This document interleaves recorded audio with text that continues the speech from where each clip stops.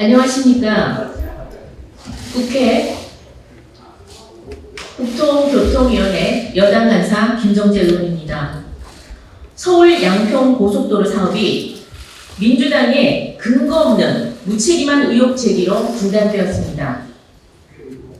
서울 양평 고속도로 사업은 하남시, 광주시 양평군을 따라 제1, 2 수도권 순환도로 중부 고속도로를 이어 하루 3만 대 이상의 차량이 이용하는 약 2조 원 규모의 대책사업입니다. 수도권 동남권 교통망 형성과 지역 교통 정체수를 위해 오랜 기간 지역에 수건을 담아 추진된 사업입니다. 그동안 여당과 정부는 대통령 공약이자 국정 과제이기도 한 서울 양평 고속도로를 최선을 다해 추진해 왔습니다. 그러나 민주당이 지난 6월부터 근거 없는 가짜 뉴스를 퍼뜨리더니 결국 사업을 할래야 할 수 없는 지경으로까지 몰고 가고 있습니다.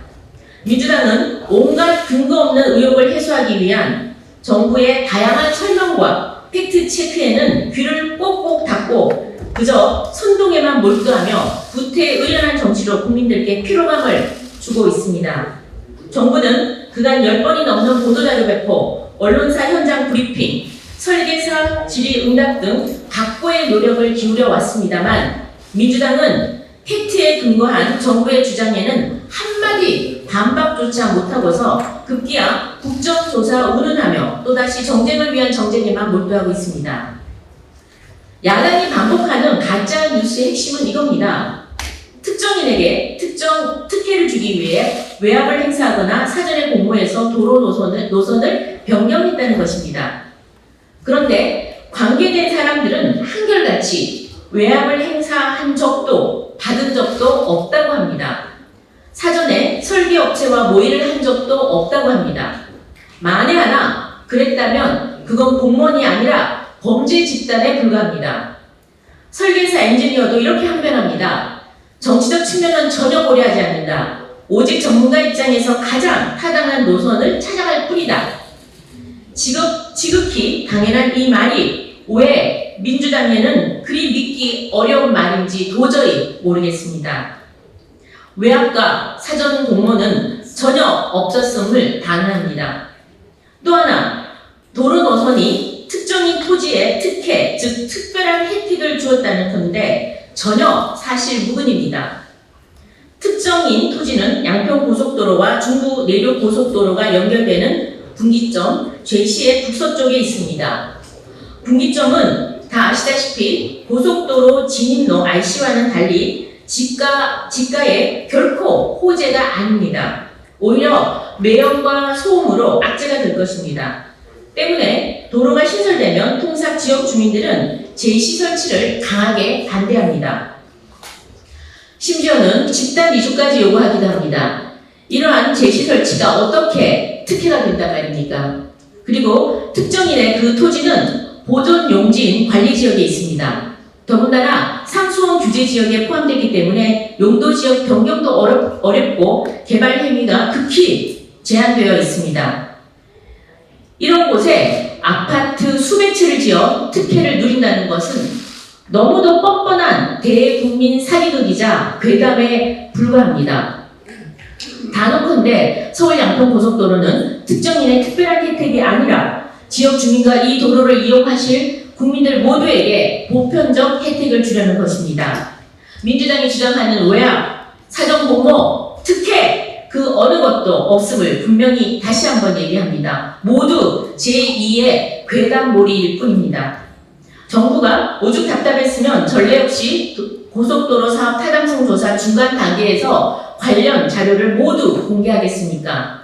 오늘 정부는 그간의 경위를 총망라하고 경위별로 세세한 자료 하나하나까지 모두 공개했습니다. 전문가들만이 판단할 수 있는 자료도 있지만 대부분의 자료는 국민들께서 조금만 시간을 내어 검토한다면 사업이 얼마나 투명하고 객관적으로 진행되었는지 잘 알 수 있으실 것으로 생각됩니다. 중요한 부분을 간략히 소개하겠습니다. 우선 전문가들이 최적 대안을 제시한 사유와 경위가 세세하게 소개되어 있습니다.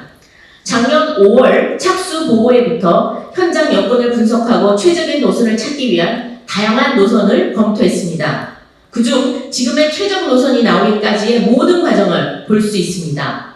도로, 교통, 환경 전문가들은 오로지 국민들이 가장 편리하게 그리고 가장 많이 이용할 수 있는 노선이 어떤 것인지, 그리고 기존의 마을의 피해를 최소화하는 노선은 어떤 것인지, 더불어 환경 훼손을 가장 최소화하는 노선은 어떤 것인지 찾아갔습니다. 두 번째, 그 과정에서 고속도로가 지나가는 지방자치단체의 의견도 적극적으로 검토했음을 볼 수 있습니다.